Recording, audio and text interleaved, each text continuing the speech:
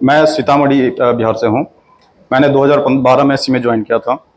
When I join Cimage I was aware कि जो laptop होता है उसका काम केवल 20 रुपये में 1 GB 2 GB उस पर काम मतलब वही गाने वाने डाउनलोड के काम आता है। मुझे कुछ खास पता नहीं था बीसीए में होता क्या है एक्चुअली। गाँव वालों ने सजेस्ट किया कि बीसीए का ट्रेंड चल रहा है अभी कंप्यूटर साइंस का, तो तुम कर लो।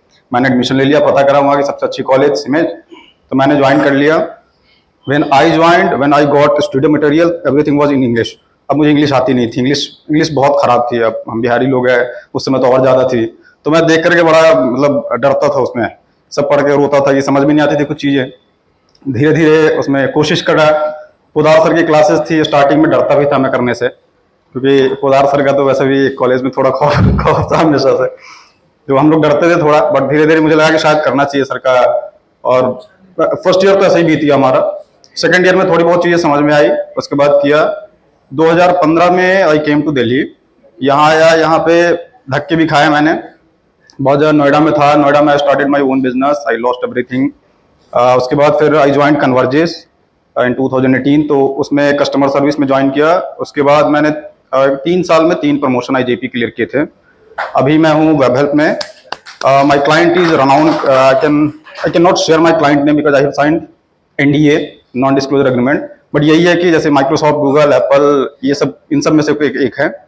तो उस क्लाइंट के लिए काम कर रहा हूँ वर्कफोर्स मैनेजमेंट में। Currently I am staying in Dwarka mode. So this is all. बहुत बढ़िया।